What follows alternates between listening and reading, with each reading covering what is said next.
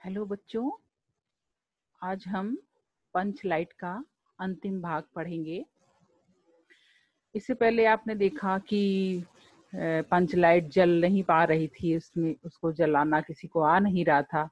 तो फिर आपस में कनरी मुनरी आदि ने, कनेली मुनरी आदि ने सबने और पंचों ने सबने मिलके फैसला किया कि जो है पंच लाइट गोधन जला लेता है। तो अब छड़ीदार से कहा गया, लेकिन छड़ीदार ने कहा कि गोधन जो है पंचलाइट तो जलाने से इनकार कर रहा है। तो अब आगे का देखें। गुलरी काकी बोली, जरा मैं देखूं कह के। गुलरी काकी उठकर गोधन के झोपड़े की ओर गई और गोधन को मना लाई। सभी के चेहरे पर नई आशा की रोशनी चमकी। गोधन चुपचाप पंचलैट में तेल भरने लगा। सरदार की स्त्री ने पूजा की सामग्री के पास चक्कर काटती हुई बिल्ली को भगाया। कीर्तन मंडली का मूल गैन यानी मुख्य गायक, जो आगे आगे गाता है और पीछे पीछे बाकी लोग गाते हैं, तो उसको मूल गैन बोलते हैं, मूर्छल के बालों को संवारने लगा। मूर्छल आपने देखा होगा, अभी मैं आपको दिखाती हूँ मूर्छल क्या है।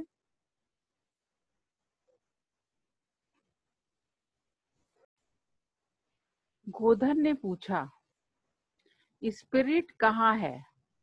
स्पिरिट माने स्प्रिट, आप देखते हैं स्प्रिट जो मेडिकल यूज में लाया जाता है, लिक्विड होता है ग्रीन ग्रीन, स्प्रिट देखा होगा।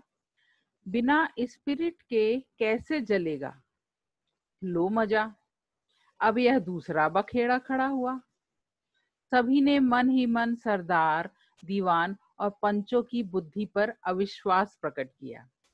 यानी उनको लगा कि इन लोगों को कुछ आता ही नहीं, मन ही मन की बेवजह की चीज उठा लाए हैं, बिना बूझे समझे काम करते हैं ये लोग। उपस्थित जनसमूह में फिर मायूसी छा गई। लेकिन गोधन बड़ा होशियार लड़का है, बिना स्पिरिट के ही पंचलैट जलाएगा। थोड़ा गरी का तेल ला दो।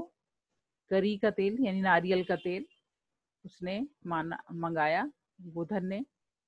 मुर्री दौड़कर गई और एक मलसी गरी का तेल ले आई। मलसी एक काठ की कटोरी को बोलेंगे, काठ की होती है। गोधन पंचलैट में पंप देने लगा। पंचलैट की रेशमी थैली में धीरे धीरे रोशनी आने लगी।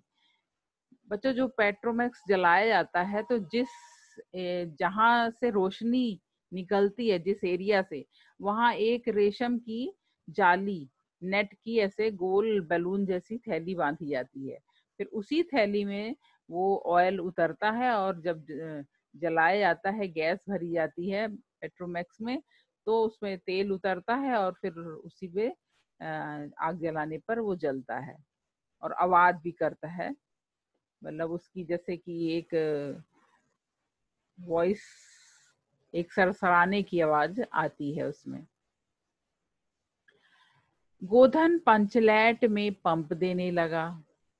पंचलैट की रेशमी थैली में धीरे धीरे रोशनी आने लगी।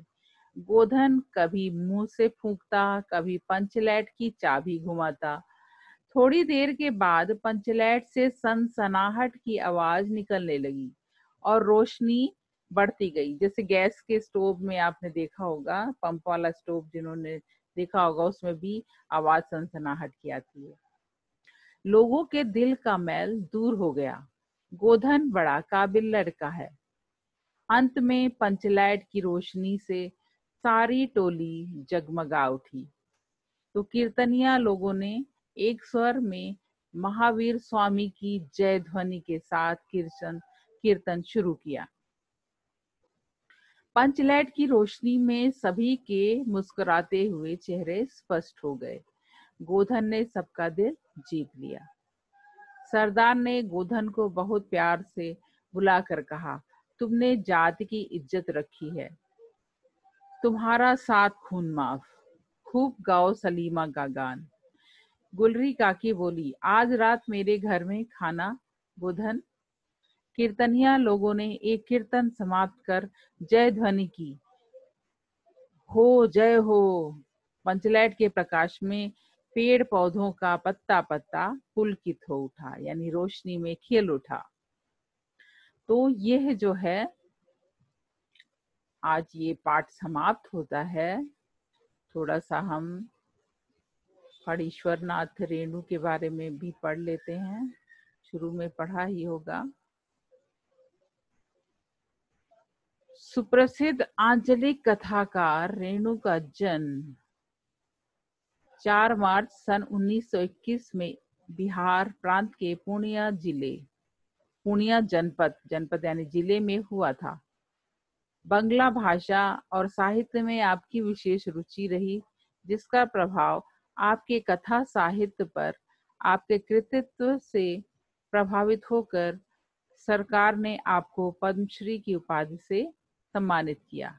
आंचलिक कहानीकार के रूप में, आंचलिक यानी रीजनल लैंग्वेज, जैसे बिहारी भाषा की कोई लिखे, कोई पंजाबी में लिखे, तो ये सब आंचलिक भाषा वहाँ की लोकल लैंग्वेज। आंचलिक कहानीकार के रूप में रेणु हिंदी में सर्वश्रेष्ठ माने जा सकते हैं। 11 अप्रैल सन 1977 ईस्वी में इनका देहावसान हुआ। बच्चों, इनके रेणु की एक कहानी थी मारे गए गुलफाम, उस पर एक हिंदी फिल्म बनी थी पहले, तीसरी कसम, जिसमें हीरामन एक आदमी होता है जो कि बार बार कसमें खाता है। उस पूरी कहानी में पहली कसम, फिर दूसरी कसम, फिर तीसरी कसम। तो ये फिल्म तीसरी कसम के नाम से है। उसका चित्र मैं आपको अभी दिखाती हूँ।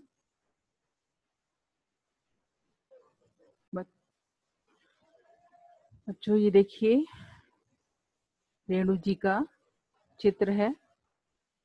आगे मैं दिखाती हूँ फिल्म का सीन।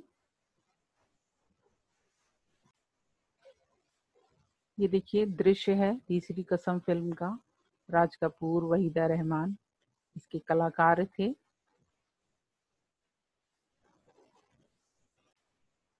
ये अगला दृश्य है उस फिल्म का।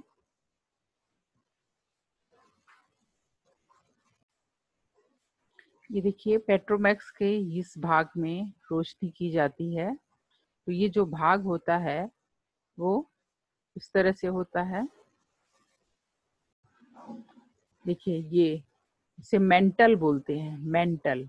ये रेशमी जाली है, ये बैलून की तरह होता है, इसमें बांधा जाता है। यहाँ से धागा होता है, ये पहले इसको ढीला करके इसमें लगा के बांधते हैं इस जगह नॉब पे, और फिर इसको कस देते हैं।